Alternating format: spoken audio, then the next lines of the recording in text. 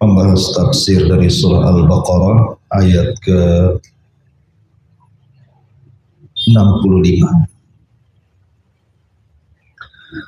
A'udzubillahi minasyaitonir rajim. Bismillahirrahmanirrahim. Walaqad alimtumul ladzina i'tadaw minkum fis sabti fakulna lahum kunu kiradatan khasi'in faja'alnaha nakalan lima baina yadayha wa ma khalfaha wa mau'idatan lil muttaqin. Dan sungguh kalian telah mengetahui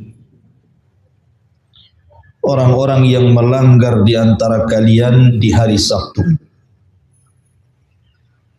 Maka kami katakan kepada mereka, kunu kiradatan khasi'in. Jadilah kalian kera-kera yang dihinakan. Faja'alnaha nakalan. Maka kami jadikan peristiwa itu sebagai peringatan. Lima baina yadaiha, bagi orang-orang pada masa itu, pada masa peristiwa itu terjadi, wa ma khalfaha, ataupun pada masa yang akan datang seperti kita ini, wa mau'idatan lil muttaqin, dan menjadikan sebuah pelajaran besar bagi orang-orang yang bertakwa.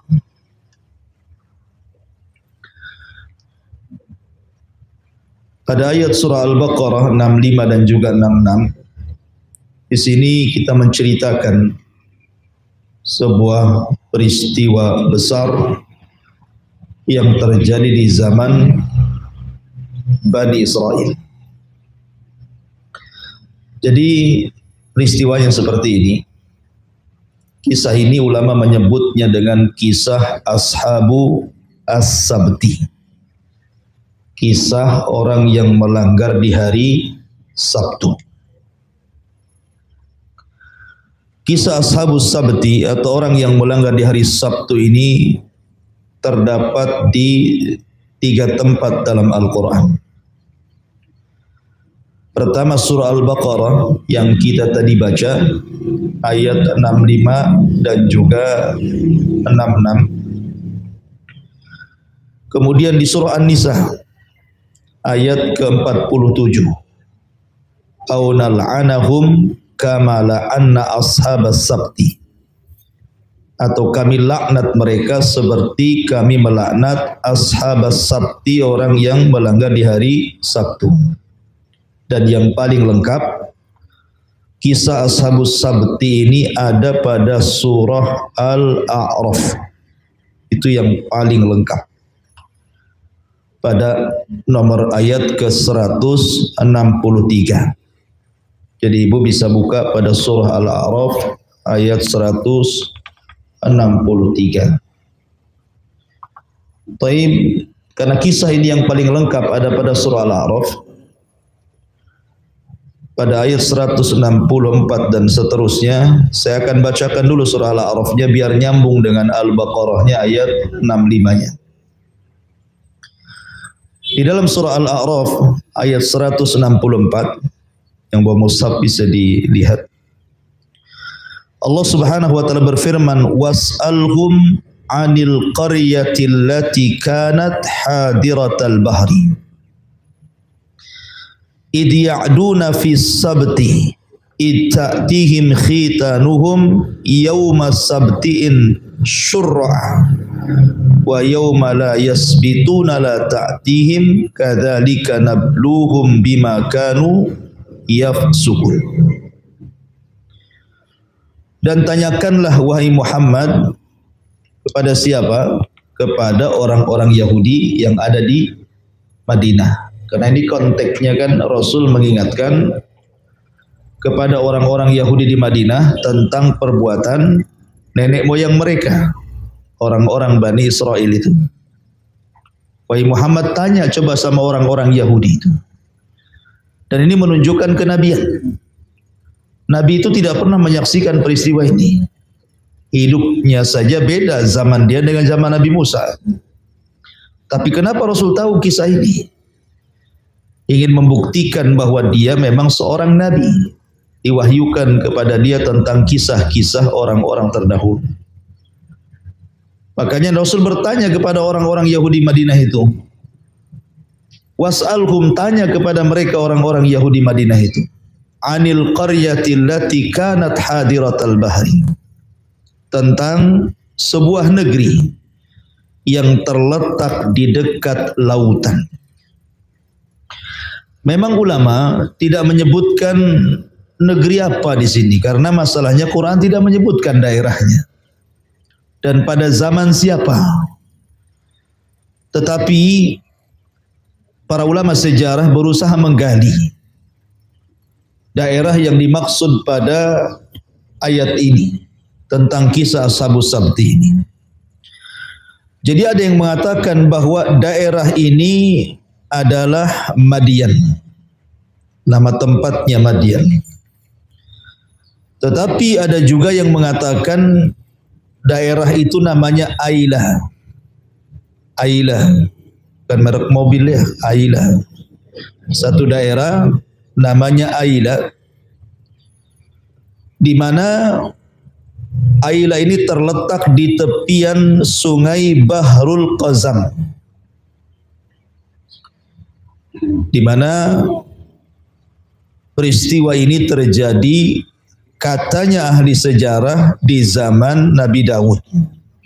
Jadi peristiwa ini terjadi di zaman Nabi Daud alaihi salatu wassalam. Ada sekelompok orang yang mereka tinggal di pinggir lautan antara Mesir dan Hatin. Antara daerah Mesir dan daerah Hatin, negeri itu disebut Ailah. Disitulah letak peristiwa Ashabus Sabti. Zamannya di zaman Nabi Daud dan daerahnya antara Mesir dan Hatin. Di situ ada daerah disebut Ailah. Disitulah peristiwa Ashabus Sabti. Lah, orang-orang Yahudi Ashabus Sabti ini, ketika Allah Subhanahu wa taala memilihkan kepada mereka hari Jumat sebagai hari ulang tahun mereka. Maksudnya hari sakral mereka, tidak boleh kerja, tidak boleh perang, mereka harus ibadah terus. Tapi mereka tidak mau. Justru mereka kemudian tetap memilih hari Sabtu. Sebab itulah Allah Subhanahu wa taala uji mereka. Allah pilihkan hari terbaik, tapi mereka justru malah melanggar dan meminta hari Sabtu. Makanya banyak ujian di hari Sabtu bagi orang-orang Yahudi.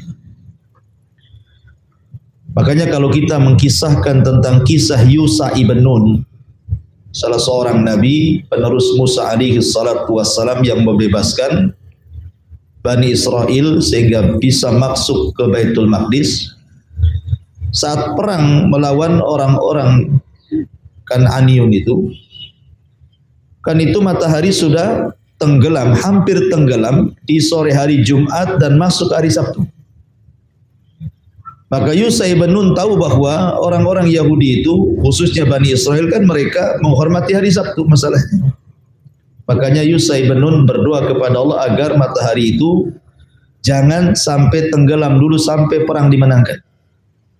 Maka Yusha kemudian memandang matahari dan mengatakan, innaki ma'murah wa ana ma'mur. Oh, diperintah Allah, aku juga diperintah Allah. Tolong jangan tenggelam dulu. Maka matahari tiba-tiba diam dan tidak tenggelam sampai betul-betul perang dimenangkan baru tenggelam. Dari sini menunjukkan bahwa akhirnya bagi orang-orang Yahudi hari Sabtu itu hari sakral mereka. Kita kembali kepada ayat surah Al-A'raf. Was'alhum anil qaryatil lati hadiratal bahri. Tanyakan wahai Muhammad kepada orang Yahudi tentang Bani Israel yang terletak di dekat laut itu. idh ya'duna fi sabti, ketika mereka melanggar aturan-aturan di hari Sabtu. Aturan apa yang mereka langgar? Mereka melanggar tidak boleh cari ikan, mereka cari ikan. Kemudian Allah mengatakan itta'tihim khitanuhum yawma sabtihim, ketika datang kepada mereka ikan-ikan yang berada di sekitar mereka, mereka terapung-apung di permukaan air. Surra'an. Surra'an itu artinya ikannya loncat-loncat, nampak terapung-apung di atas lautan itu. Dan itu di hari Sabtu. Wa yauma la yasbituna la ta'ti. Masalahnya apabila sudah terbenam matahari dan masuk ke hari Ahad, hilang pula ikan itu. Ikan itu sudah tidak nampak lagi. Makanya Allah mengatakan wa yauma la yasbituna la ta'tihim. Padahal pada hari-hari yang bukan Sabtu ikan itu tidak datang. Kadzalika nabluhum bima kanu yafsukun. Begitulah kami menguji mereka karena disebabkan mereka berlaku fasik. Ya. Ma'asyiral muslimat yang dimuliakan Allah Subhanahu wa taala. Jadi kisahnya begini. Ketika Ashabus Sabti ini mereka tinggal di tepian lautan. Sehingga mereka untuk mencari atau mengais ma'isyah itu rata-rata nelayan. Jadi hidup mereka itu dari penangkapan ikan sebagai nelayan. Lah ketika mereka itu hidupnya ditanggalkan kepada perikanan sebagai nelayan, sehingga mereka tidak bisa mencari ma'isyah yang lain kecuali itu. Ya memang di masyarakat kan memang ada orang yang tidak bisa bekerja kecuali itu saja.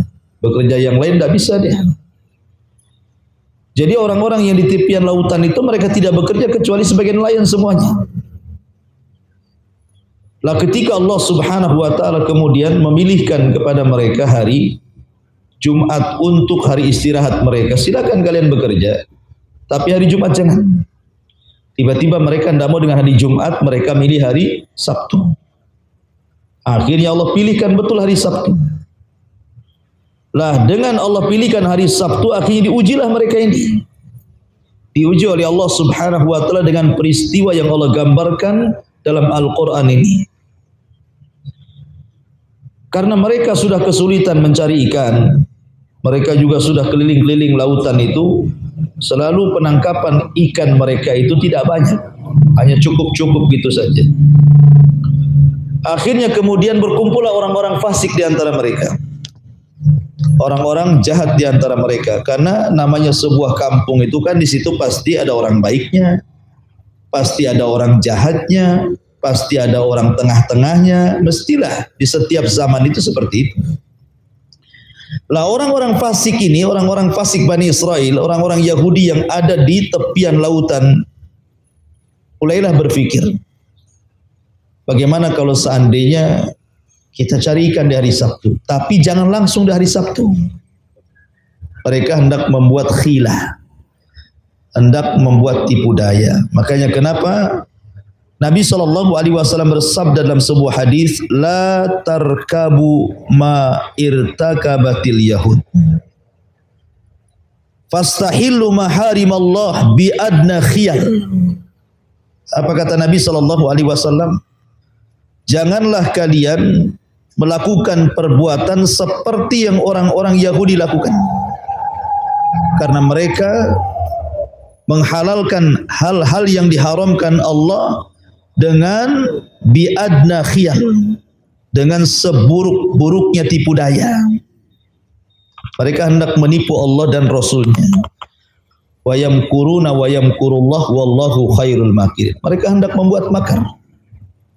Bagaimana caranya menipu Allah? Karena Bani Israel itu sudah terikat perjanjian masalahnya. Perjanjian sejak zaman Nabi Musa. Kalau mereka sampai melanggar perjanjian itu, maka mereka akan diazab. Mereka tahu itu. Ya. Tapi orang-orang fasik ini enggak peduli dengan perjanjian mereka itu. Akhirnya mereka pun memasang jala, jaring-jaring, benang-benang gitu ya. Itu di hari Jumat. Di sore hari Jumat mereka memasang jaring-jaring. Lah ketika kemudian tenggelam hari Jumat itu matahari, otomatis masuk hari Sabtu. Jadi mereka sudah membuat jalan-jalan ikan itu. Jadi hari Jumat itu mereka tahu ikannya arahnya kemana. Karena setiap hari kan mereka mengawasi ikan-ikan itu. Karena terapung-apung ikan itu, loncat-loncat gitu ya. Seolah-olah memanggil kemari gitu ya. Diuji oleh Allah Azza wa Jalla. Akhirnya setelah mereka buat jalan ikan itu, kemudian mereka membuat perangkap, tapi mereka pasang perangkap itu di hari Jumat. Sehingga ketika masuk hari Sabtu, ikan itu masuk perangkap. Kemudian mereka karena masih ada kekhawatiran dengan orang-orang nggak boleh ambil ikan dari Sabtu, makanya mereka mengambil perangkapnya itu dari Ahad. Jadi masangnya di hari Jumat, untuk ikan di hari Sabtu ngambilnya di hari Ahad. Ya, kan saya nggak ngambil ikan dari Sabtu kan gitu ya. Khilafnya seperti itu. Hendak menipu Allah dan Rasulnya. Padahal sudah jelas-jelas mereka menipu Allah Subhanahu wa ta'ala. Akhirnya kemudian setelah mereka berhari-hari, berbulan-bulan seperti itu, kok tidak ada azab gitu? Kok biasa-biasa saja? Nggak ada masalah. Ya. Ngapain pula kemudian kita harus menanam perangkap di hari Jumat, untuk ikan di hari Sabtu, ngambilnya di hari Ahad. Toh juga ikannya ikan hari Sabtu.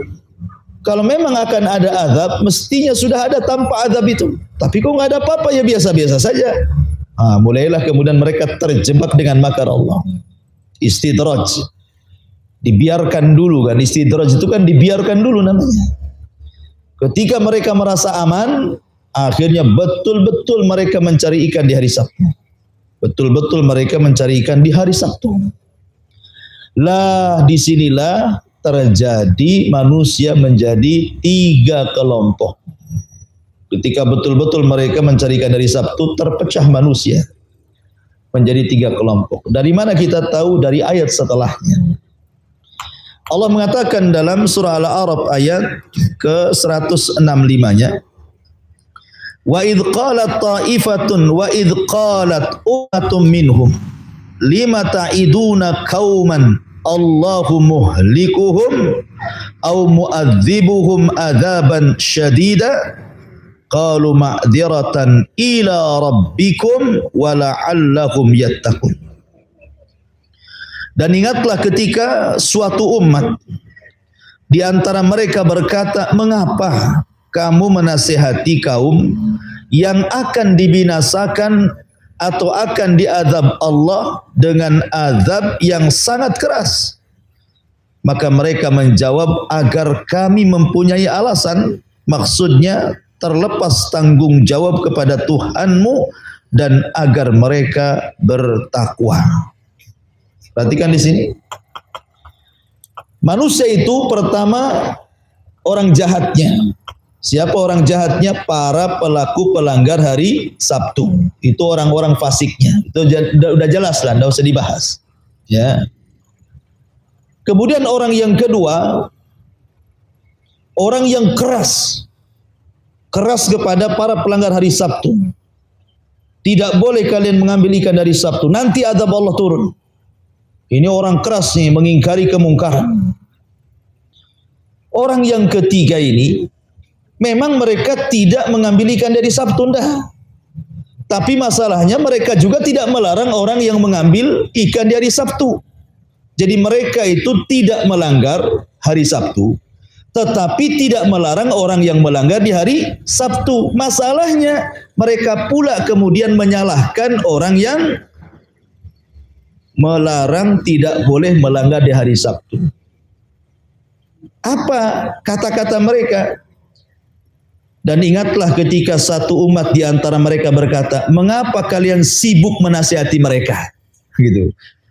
Nggak usah dinasihati mereka, biarkan saja. Mereka itu kaum yang akan diazab. Kau sibuk kalian melarang-melarang mereka, kata. Biarkan saja.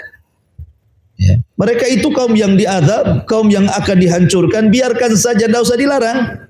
Nah, berarti di sini kaum yang ketiga ini mereka orang baik sebenarnya, tapi kebaikannya hanya untuk diri sendiri saja. Ya, kan manusia itu ada yang soleh, ada yang muslih. Soleh, muslih, artinya orang baik untuk diri sendiri dan mengajak orang untuk sama-sama baik seperti dirinya. Itu disebut muslih namanya. Soleh dan memperbaiki orang. Tapi ada yang soleh tapi tidak muslih. Dia hanya untuk dirinya sendiri tapi tidak untuk orang lain. Nah, ini kaum yang ketiga nih. Mereka memang tidak melakukan pelanggaran dari Sabtu, tapi masalahnya tidak melarang juga gitu ya. Bahkan menyalahkan orang yang melarang. Sudahlah, biarkan. Biarkan mereka kaum yang diazab kok, kalian bising kali gitu bahasanya. Ya. Lah di masyarakat itu manusia pasti terbagi menjadi 3 kelompok. Pasti. Ibu hidup di perumahan itu pasti ada 3 kelompok ini. Ada orang pelaku maksiat. Ada orang yang jengkel dengan maksiat. Ada orang yang bising. Sudah biarkan aja, biarkan. Nah, itu kayaknya ibu-ibu yang ketiga. Sudah biarkan saja, biarkan. Ngapain gak enak katanya. Gak enak. Kayak perasaan gitu ya. Nah, ini orang yang ketiga yang banyak ini biasanya. Lah gara-gara orang yang betul-betul nyarikan dari Sabtu terpecahlah manusia jadi 3 orang. 3 kelompok ini. Ma'asyiral muslimat, ibu-ibu yang dimuliakan Allah Subhanahu wa taala. Kemudian Allah mengatakan, "Falamma nasu ma dzukkiru bi anjayna alladziina yanhauna 'anis su' wa akhadna alladziina zalamu bi'adzabin ba'sin bima kanu yafsukun." Maka setelah mereka melupakan apa yang diperingatkan kepada mereka, kami selamatkan orang-orang yang melarang, orang yang berbuat jahat di hari Sabtu, dan kami timpakan kepada orang-orang zalim siksa yang keras disebabkan mereka selalu berbuat fasik. Jadi ketika orang-orang saleh ini berusaha untuk melarang orang-orang yang mencari ikan di hari Sabtu, malah kemudian dilarang-larang orang yang tidak mencari ikan tetapi tidak mengingkari ini, akhirnya bersikap. Gak bisa ini. Kalau kalian tidak bisa diperingatkan, ada lagi kelompok menyalahkan kami memperingatkan, kita pisah saja. Akhirnya kemudian mereka pun berpisah. Ini orang-orang baik dia langsung menyingkir dari tempat itu, kemudian mencari daerah lain. Kemudian karena mereka takut ditimpa azab, dibuatlah benteng pemisah antara mereka dengan orang-orang yang melanggar di hari Sabtu dan orang yang membiarkan orang yang melanggar di hari Sabtu. Jadi 2 kelompok jadinya ya. Dipagar langsung di dinding itu. Nggak mau ketemu. Kamu hidup di sana, aku hidup di sini saja. Biar aku lautannya sebelah sini, kau lautannya sebelah sana. Kita dinding saja di sini. Betul-betul orang-orang yang ingkar kemungkaran ini takut akan azab Allah. Karena bagaimanapun Al-Quran mengatakan dalam surah Al-Anfal, wattaqu fitnatal la tusibannal ladzina zalamu minkum khassah. Takutlah akan fitnah, takutlah akan azab kalau menimpa itu bukan hanya orang zalim saja, tetapi orang baik pun biasanya terkena imbasnya. Maka biar tidak terkena imbas dari perbuatan orang zalim, jauhi gitu ya. Jauhi mereka. Atau minimalnya nasihati mereka. Kalau tidak bisa nasihati, jauh. Jangan kemudian kumpul bersama mereka tapi membiarkan mereka gitu. Seperti orang ketiga ini. Aku ini dibenteng, betul-betul dibenteng. Ini orang-orang fasik ini merasa ada pembelaan masalahnya kan. Dari orang ketiga ini, ya mereka biasa saja dapat ikan, kemudian hura-hura, senang, banyak tangkapan, banyak hasil, kaya dengan ikannya. Dan begitu seterusnya. Sampai pada waktunya, tiba-tiba hari Sabtu itu biasanya di sore hari mereka itu ramai. Selalu ramai gitu ya, hasil tangkapan mereka. Mereka tertawa-tawa, mereka senang-senang. Tiba-tiba senyap. Nggak ada orang. Nggak ada suara manusia yang berteriak-teriak. Nggak ada suara manusia yang jual belikan. Nggak ada suara manusia, sama sekali senyap-senyap. Nggak ada orang. Akhirnya kemudian orang-orang baik ini heran gitu. Biasanya mereka mendengar kebisingan-kebisingan orang itu. Karena kan nggak nampak di balik tembok, karena mereka sudah mendinding diri masalahnya. Nggak mau melihat mereka itu. Akhirnya kok nggak ada manusia yang berteriak-teriak, yang hura-hura, yang jual beli, nggak ada sama sekali. Penasaran lah. Akhirnya kemudian salah seorang mereka diutus untuk naik ke atas pagar. Coba lihat, kok sepi biasa rame, ada apa? Gitu ya. Maka naiklah salah seorang di antara mereka ke atas pagar itu. Rupanya pas dilihat memang nggak ada orang. Satu pun tak ada orang. Bingung dia. Dia lihat ke barat tak ada orang, ke timur tak ada orang, ke selatan, ke utara tidak ada orang sama sekali. Satu pun tak ada. Akhirnya dia turun lagi, kemudian melaporkan kepada teman-teman yang solehnya. Tidak ada manusia. Akhirnya dari situlah mereka sepakat untuk membuka pagar. Karena mereka kan selama ini tidak takut membuka pagar karena takut terkena azab masalahnya. Cuman karena besarnya penasaran mereka, ada masalah apa ini kok nggak ada orang gitu ya, kok nggak ada teriak-teriak. Terpaksalah dengan kesepakatan mereka membuka gerbang. Ketika dibuka gerbang itu, memang nggak ada orang sama sekali. Tapi mereka melihat pemandangan yang aneh. Banyak kerak-kerak di mana-mana sedang menempel di dinding-dinding tembok pemisah itu. Dan juga babi-babi yang berserak di mana-mana. Kera-kera ini mengenali orang-orang soleh itu. Tapi orang-orang soleh itu tidak mengenali mereka. Dan mereka tidak bisa bicara karena sudah jadi kera, sudah jadi babi, tidak bisa bicara. Hanya melihat dari wajah-wajah mereka murung sedih dan mengeluarkan air mata sambil mereka tunduk di benteng-benteng pemisah itu. Akhirnya kemudian setelah 3 hari kata Abdullah ibn Abbas radhiyallahu anhuma, maka Allah binasakan. Jadi usia mereka hanya 3 hari saja. Kemudian Allah binasakan. Dari sini Allah mengatakan, falamma atau an amma nuhu anhu qulna lakum kunu qiradatan khasi'in.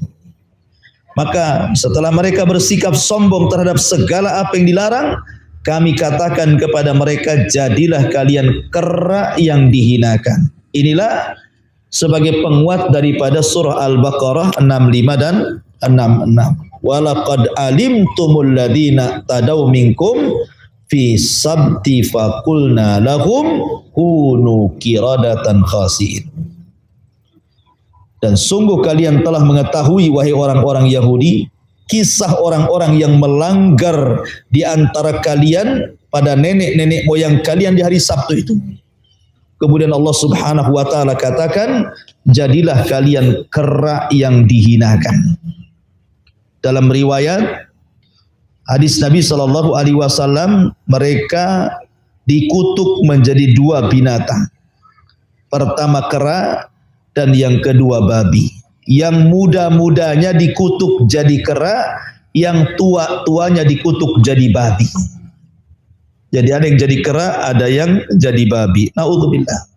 Nah, ini yang terjadi kepada para pelanggar di hari Sabtu. Makanya kemudian Allah mengatakan, wa ja'alnaha nakalan lima baina yadaiha wa ma khalfaha wa mau'idatan lil muttaqin. Makanya kisah ini akan jadi pelajaran besar. Baik pada masa kejadian itu terjadi yang masih hidup dan menyaksikan, ataupun pada masa yang akan datang seperti kita ini. Dan ini sebuah pelajaran bagi orang-orang bertakwa, bahwa banyak pelajaran dari kisah Ashabus Sabti ini. Nah, kita akan bahas apa pelajaran yang kita petik dari kisah Ashabus Sabti ini. Masyarul muslimat yang dimuliakan Allah Subhanahu wa taala. Pertama, apa yang bisa kita petik dari kisah Ashabus Sabti ini? Pertama, bahwa sebuah kisah dalam Al-Quran tentu bukan semata-mata didongengkan. Karena ada orang yang kadang-kadang suka dengan cerita-cerita, tetapi hanya suka dengan ceritanya saja. Ya, suka dengan ceritanya, tetapi tidak mengambil ibrah, pelajaran. Habis dengar cerita ya habis gitu saja. Oh enak ceritanya ya, mantap gitu saja. Tetapi tidak ada pengaruhnya.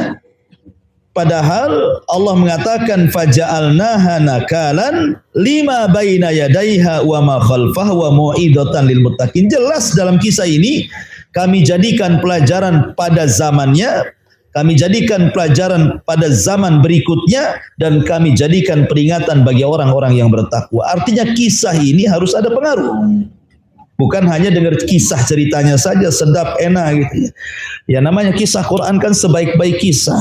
Tetapi sayang anak-anak muda di zaman sekarang terkadang mereka tidak paham dengan kisah-kisah dalam Al-Quran. Lebih banyak mengetahui kisah-kisah dari film-film Hollywood ya, atau Bollywood atau Woodwood gitu ya.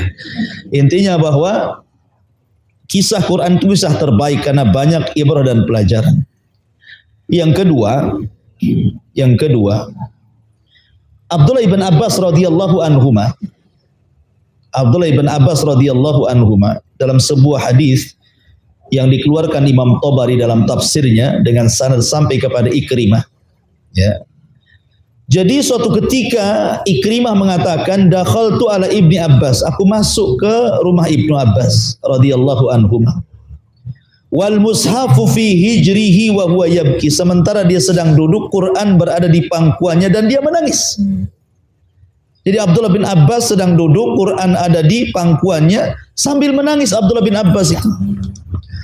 Jadi Ikrimah mengatakan, kagetlah baru masuk lihat Abdullah bin Abbas duduk kemudian sedang pegang mushaf dan menangis, sehingga Ikrimah mengatakan wa mayubkik, apa yang membuat anda menangis ya Ibn Abbas, wahai anak Abbas? Faqala, maka Abdullah bin Abbas mengatakan haula'il waraqah, yang membuat aku menangis ini loh lembaran-lembaran dalam ayat Al-Quran ini. Lembaran-lembaran dalam ayat Al-Quran ini. Kemudian Ikrimah mendekati Abdullah bin Abbas, kemudian Abdullah bin Abbas mengisyaratkan lembaran-lembaran itu maksudnya surah Al-A'raf, dan di situ ada kisah Ashabus Sabti yang tadi kita baca. Ya, yang tadi kita baca, apa kata Abdullah bin Abbas? La asma'u firqata thalithata dzukirat nakhafu an nakuna mislahum nara falanunkir, katanya. Sungguh aku takut kepada kelompok yang ketiga yang disebutkan dalam surah Al-A'raf ini. Mereka melihat kemungkaran tapi tidak kemudian mengingkarinya. Aku takut aku pun melihat kemungkaran dan aku pun tidak bisa mengingkarinya. Nah, itu ya. Dari sini ada faedah apa? Pentingnya ingkar kemungkaran. Jangan sampai kemudian kita diam dari maksiat. Karena Rasul yang mengatakan man ra'a minkum munkaran falyughayyir biyadihi. Fa illam tastati fa bilisani, fa illam tastati fa biqalbi, wa dzalika ad'aful iman. Kalau kau lihat kemungkaran, cegah dengan tangan kekuasaan, tidak bisa dengan lisan, tidak bisa dengan hati. Walaupun itu selemah-lemahnya iman. Ini pelajaran yang kedua. Pelajaran yang ketiga, ahammiyatul i'tinah wa tadabbur fi qisasi Bani Israil. Wa kaifa halat bihal uqubatu min rabbihim. Limadha? Lianna Nabiy sallallahu alaihi wasallam akhbara anna hadhihi al-ummah satattabi'u sanana man kana qablakum hadwal qudzati bil qudzah hatta law dakhalu juhra dabbin la dakhaltum. Qila ya Rasulullah al-yahud wan nasara, qala faman. Bahwa dalam kisah ini harus ada perhatian khusus tentang kisah-kisah Bani Israel. Bagaimana azab itu selalu mengintai mereka. Azab itu selalu mengintai Bani Israel. Kenapa? Karena mereka umat yang mudah melanggar. Karena mereka umat yang mudah melanggar kepada nabi-nabinya. Lah kenapa kita harus perhatian dengan kisah-kisah terutama azab yang ditimpakan kepada Bani Israel? Karena ada hadis Nabi SAW yang mengatakan bahwa umat ini, umat Islam, itu kelak akan mengikuti tata cara sebelum Islam. Sejengkal demi sejengkal, sehasta demi sehasta, sampai pun kalau mereka masuk ke lubang biawak padang pasir sekalipun kita ikut di belakangnya. Lah dikhawatirkan kalau seandainya umat ini mengikuti tata cara umat sebelum kita dari kalangan Yahudi dan Nasrani dari Bani Israel, kan dua-duanya Bani Israel, Yahudi Bani Israel, Nasrani juga Bani Israel. Ya. Dikhawatirkan ketika kita mengikuti tata cara mereka itu, Allah akan azab seperti Allah azab mereka. Makanya ulama ketika membahas mungkinkah maskhu manusia dirubah jadi binatang itu terjadi kepada umat Rasul ataukah hanya terjadi pada umat Bani Israel saja? Ini pertanyaannya. Apakah kemudian umat ini akan dirubah seperti halnya Bani Israil dirubah menjadi kera gitu? Mungkin nggak terjadi, kata para ulama, mungkin. Bisa terulang. Tetapi bukan dalam bentuk satu daerah keseluruhan. Seperti ini kan satu kampung dirubah. Tetapi mungkin terjadi pada individu-individu. Sebagaimana dijelaskan para ulama seperti itu. Karena ada hadis Nabi SAW bahwa umat ini akan terjadi maskhun wa khasfun wa qadfun. Maskhun artinya dirubahnya manusia dari bentuk manusia ke bentuk lain. Khasfun kalau ke langit artinya gerhana, kalau ke bumi artinya gempa. Qadfun hujan batu, seperti gunung meletus kan hujan batu tuh. Ya kan? Dan yang ingin saya jelaskan kalimat khasfun, dirubahnya manusia menjadi binatang atau jadi watak binatang, ini terjadi. Sampai-sampai ada seorang ulama berkisah, tentang kisah seorang Rafidhah, seorang Syiah Rafidhah, pencela sahabat Nabi SAW. Jadi mereka selalu mencela sahabat, mengingkari takdir, melakukan maksiat kepada Allah Azza wa Jalla. Jadi saat wafatnya orang Rafidhah ini, kemudian dia pun biasalah orang wafat itu biasanya kan ditutup dengan kain gitu ya, supaya tidak nampak. Gitu. Ketika ada salah seorang kemudian hendak menyingkap kainnya, tiba-tiba kemudian wajahnya sudah menjadi wajah babi. Sampai ada ulama bercerita seperti itu. Kemudian juga peristiwa yang lain, peristiwa di zaman Ibnu Hazm, seorang ulama mazhab Zahiri, ketika mengkisahkan soal orang yang kibar sombong kepada sabda Nabi SAW. Ketika Nabi SAW mengatakan, jangan kalian angkat kepala kalian sebelum kepala imam atau Allah ganti kepala kalian dan kepala keledai. Datang orang ini kata Ibnu Hazm, sok-sokan, alah tidak mungkin, mana orang hanya mendahulukan gerakan dari imam kok langsung kepala jadi keledai katanya. Sombong dia. Dipraktekkan sama dia. Akhirnya ketika sholat, imam belum bangkit dari ruku, dia sudah bangkit dari ruku. Karena sombong tadi, ingin ngetes sabda Nabi betul dah gitu kan kurang aja nih, ngetes ya. Akhirnya kemudian ketika dia dongak dari rukunya, betul-betul kepalanya jadi keledai. Tapi badannya manusia gitu ya. Itu terjadi di zaman Ibnu Hazm dan diceritakan oleh Ibnu Hazm. Ya. Jadi artinya mungkin di zaman sekarang juga terjadi maskhun. Maskhun itu artinya dirubahnya manusia dari bentuk manusia ke bentuk binatang gitu ya.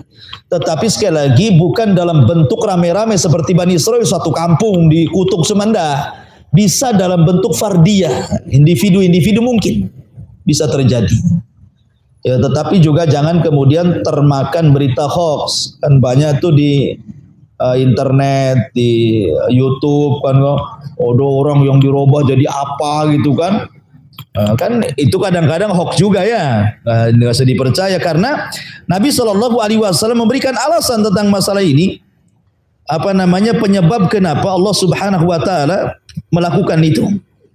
Karena ada hadis Nabi SAW, alasannya adalah apabila sudah tersebarnya qainat. Qainat itu para biduan wanita. Kalau para penyanyi itu sudah lebih mendominasi dibandingkan orang-orang yang ngaji, dan orang lebih suka penyanyi dibandingkan para ulama. Kemudian yang kedua wal ma'azib, dan tersebarnya alat-alat musik. Kemudian wasyuribatil khumur, dan juga manusia sudah gemar minum khamar. Disitulah terjadi maskhun. Ya, dalam riwayat ketika manusia sudah menolak takdir. Kan banyak orang-orang yang nolak takdir di zaman sekarang itu. Jadi ini 4 perkara yang menjadikan maskhun itu ada kan.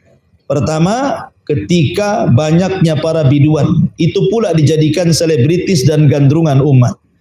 Yang kedua, menyebarnya alat-alat musik. Yang ketiga, orang banyak minum khamar, dan yang keempat, ketika orang mulai mengingkari takdir Allah. Nah, disitulah terjadi maskhun wa khasfun wa qadfun ya. Maskhun dirobahnya manusia jadi binatang, kemudian qadfun dihujaninya manusia dengan hujan batu, kemudian khasfun artinya gempa, kalau ke langit artinya gerhana. Dan ini sudah terjadi semua. Artinya terjadi. Tetapi walaupun demikian, apakah kerak-kerak yang ada di zaman sekarang, seperti kalau ibu datang ke jembatan terakhir gitu ya, bukan jembatan terakhir, di mana itu di Pulau Vietnam kan, dekat karantina COVID-19 itu kan banyak kerak tuh, ya kadang-kadang itu ngadang di jalan kayak polisi mau nilang tuh, ya kan? Kalau pakai mobil masih enak, pakai motor itu ngeri tuh, ya nggak tahu kok bisa ke jalan-jalan itu ya. Jangan jauh-jauh lah di Bukit Senyum itu. Itu kan banyak dulu keraya. Kalau parkir mobil di situ, kalau spion dah ditutup, dicongkel sama dia, dicopot spion mobil tuh di Bukit Senyum itu, nanti dibawa ke atas. Nggak tahu pengepulnya siapa. Kayaknya ada pengepulnya mungkin ya. Kok bisa dia nyopot spion mobil itu loh? Rame-rame pula di Bukit Senyum itu. Kayaknya sudah ada itu bosnya. Tapi yang jelas bahwa apakah kera-kera yang ada menyebar di kebun binatang, di kebun-kebun, di hutan-hutan itu maksudnya adalah keturunan kera-kera Bani Israel yang dikutuk oleh Allah Azza wa Jalla? Apakah bukan? Itu pertanyaannya. Maka ulama mengatakan tidak, bukan. Kera-kera sekarang bukan turunan Bani Israel. Kenapa? Karena kera-kera di zaman Bani Israel yang dikutuk jadi kera itu usianya hanya 3 hari saja. Sebagaimana riwayat Abdullah ibn Abbas radhiyallahu anhuma, mereka hanya hidup 3 hari kemudian Allah binasakan semuanya. Jadi nggak ada kaitan keraknya Bani Israel dengan keraknya zaman sekarang. Apalagi mengacu kepada teori Darwin lagi ya, bahwa asal usul manusia itu dari kera, dari ketek katanya. Subhanallah ya. Biarkan saja Darwin saja yang dari kera, kita dari Adam alaihi salatu wassalam. Intinya bahwa orang-orang yang dikutuk jadi kera ya sudah hidup di zamannya saja, habis itu dibinasakan. Kalau kera-kera itu ya binatang yang Allah ciptakan. Dan Allah Subhanahu wa taala tidak pernah menciptakan sesuatu itu sia-sia. Tidak ada. Walaupun ciptanya itu dianggap jelek manusia, tetapi tidak ada yang sia-sia ciptaan Allah. Semua ada hikmah di dalam penciptaannya. Ini pelajaran yang ketiga. Pelajaran yang keempat, fa idza alimna anna fil ummati man yattabi sananal yahudi wan nasara lazima an nahdhara min kulli munkarin dhammahu Allah wa 'abahu ala bani Israil. Apabila kita tahu bahwa umat ini disabdakan Rasul pasti nanti di akhir zaman akan mengikuti tata cara Yahudi ataupun Nasrani, maka sudah selayaknya kita hati-hati dari setiap kemungkaran yang Allah cela ataupun kemungkaran yang pernah Allah cela Bani Israel. Hati-hati, jangan sampai kita melakukan kemungkaran seperti yang dilakukan Bani Israel. Kita ini sudah tidak mencegah kemungkaran, kita pula pelaku kemungkarannya, kan terlalu gitu ya. Kemudian juga di antara faedahnya anna uqubatallah ala Bani Israel ta'ti jazaan wifaqah wal adhab yakunu min jinsil amal. Fal yahud harramallahu alaihim as-sayda yawmas sabti fatahayalu wa wada'u syabak yawmas sabti wastakhraju as-sayda yawmal ahad fafa'aluhum fi dhahir halal lakinnahu fil haqiqati haram. Fal ibratu fil waqti alladhi hasala fihi as-sayd. Lidha ja'atil uqubatu min jinsi hadha tahayyul fa aqabahumullahu annahum fi dhahir ashbahal hayawanat bil ins wa fil batin laisu min jinsil ins. Lihat, ini bagus sekali faedahnya. Faedah yang selanjutnya adalah bahwa hukuman Allah, ukubah itu hukuman Allah kepada Bani Israel. Itu jazaan wifaqah. Memang balasannya sudah tepat seperti itu. Dikutuk jadi kera itu tepat. Kenapa tidak dikutuk jadi unta?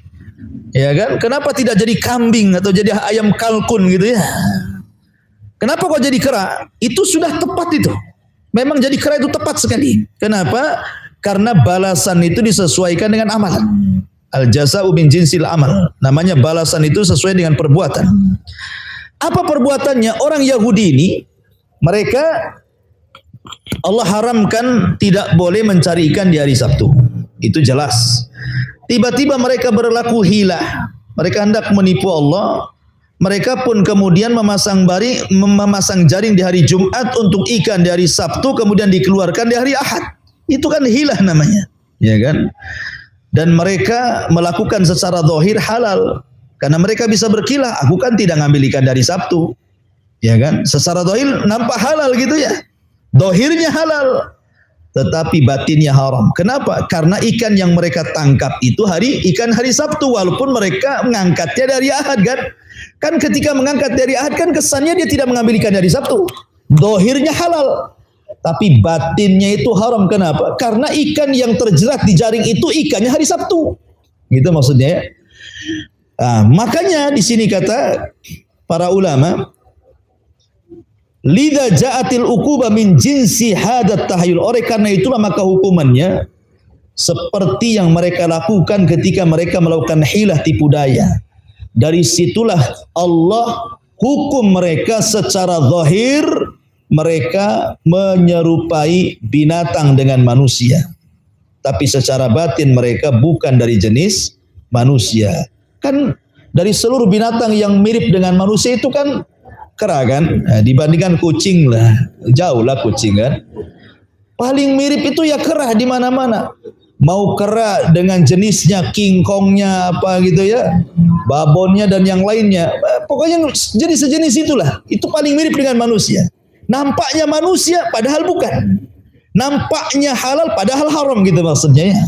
Makanya sudah tepat dikutuk jadi kera itu. Karena mereka melakukan hilah itu. Nampak halal tapi haram, makanya nampak manusia tapi kera gitu ya. Gitu. Jadi memang tepat dikutuk jadi kera itu sesuai dengan perbuatannya gitu. Kemudian juga di antara hikmahnya kata para ulama, anna tahayyul ala tahlilil haram liddiai hillihi ba'da dzalika asyad hurmatan min mujarradi fi'lil haram. Ingat ini kaidah ini ya, bahwa orang membuat makar menjadikan yang haram itu seolah-olah halal itu lebih besar dosanya dibandingkan langsung melakukan yang haram. Ya, jelas-jelas ini haram tetapi dibungkus jadi halal. Ini lebih berat dosanya ini dibandingkan betul-betul seseorang itu memang melakukan yang haram gitu ya. Ngapain dibungkus-bungkus pula? Oh sudah jelas haram dibungkus pula gitu. Kenapa? Karena dua dosanya. Pertama dosa perbuatannya haram, yang kedua menipu masalahnya. Menipu seolah-olah halal padahal haram. Jadi dosanya double. Makanya asyad, dosanya lebih besar dibandingkan orang yang langsung melakukan yang diharamkan Allah Azza wa Jalla. Kemudian ada kaidah dari kisah ini, man ajjala qabla awani uqiba bihirmani.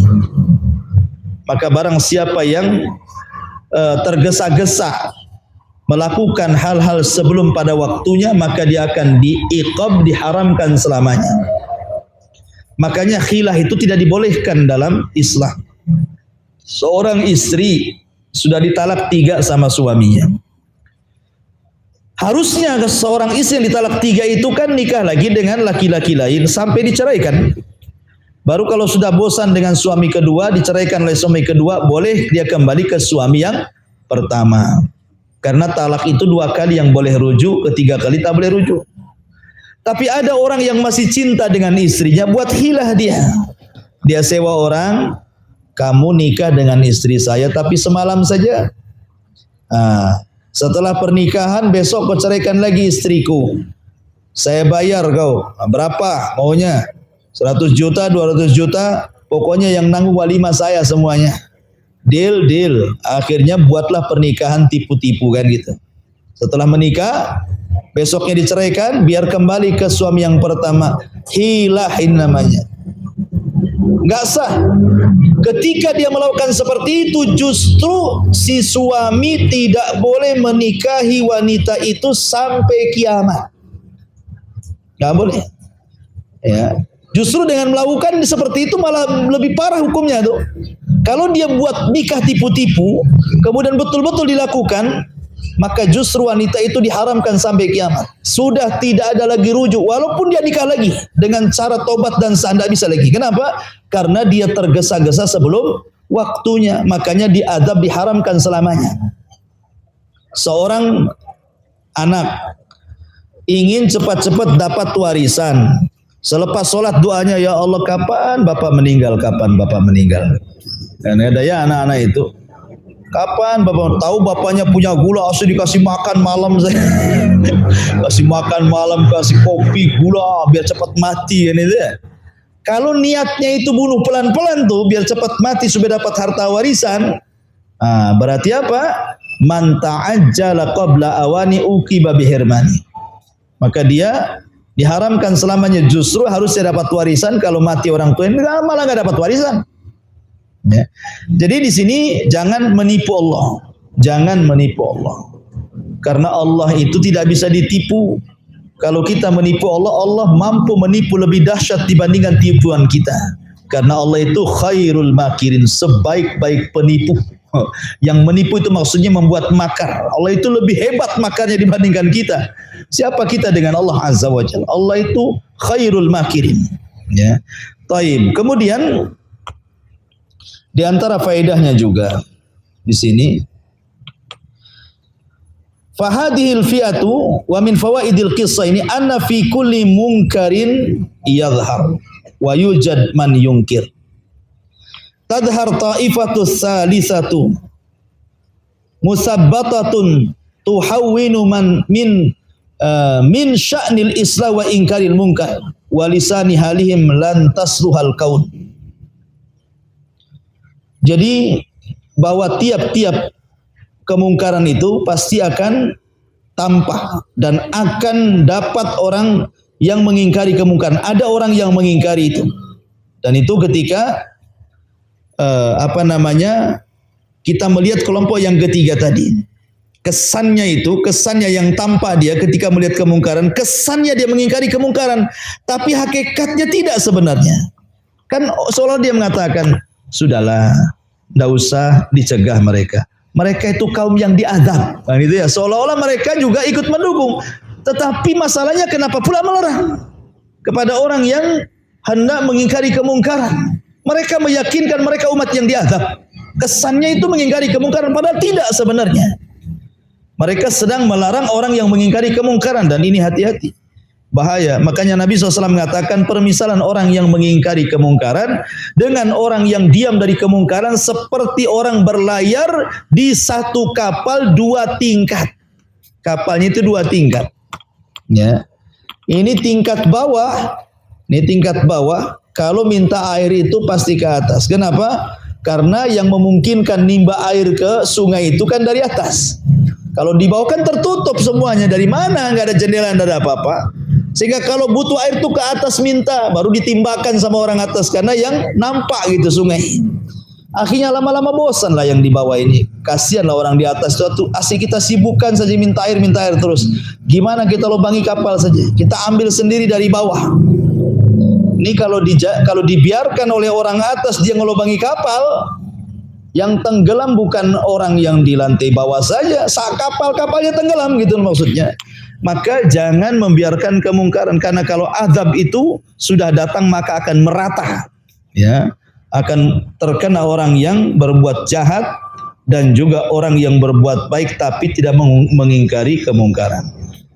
Kemudian juga di sini faedahnya, lihat bagaimana sifat Yahudi yang tampak. Orang-orang Yahudi itu punya sifat makar, sombong, suka membantah, suka berselisih gitu ya, terhadap ajaran-ajaran nabinya dan ajaran-ajaran Tauratnya. Makanya kita jangan seperti mereka. Orang Yahudi biasa mengatakan sami'na wa asaina, tapi kita biasakan sami'na wa ata'na. Kemudian juga di antara sifat-sifat orang Yahudi itu dijelaskan di sini, mereka ghallah, melampaui gitu. Jadi melampau keburukan, sifat-sifat buruknya itu melampau. Oleh karena itulah maka kita disuruh jangan tasyabuh dengan mereka. Man tasyabbaha biqaumin fahuwa minhum. Makanya Allah mengatakan fariqan kadzabtum wa fariqan taqtulun. Orang Yahudi itu suka membunuh Nabi dan mendustakan Nabi, maka jangan tasyabuh dengan mereka. Seperti namanya kisah-kisah yang banyak. Nanti setelah kisah ini kan ada kisah Baqarah Bani Israel. Setelah kisah Sabu Sabti ini, ayat setelahnya kisah tentang Baqarah Bani Israel. Kemudian yang bisa diambil juga yang terakhir di sini, bahwa nasihat itu penting. Nasihat itu penting karena nasihat itu mencegah turunnya azab, ya kan? Jangan dibiarkan kemungkaran itu, kalau bisa nasihati.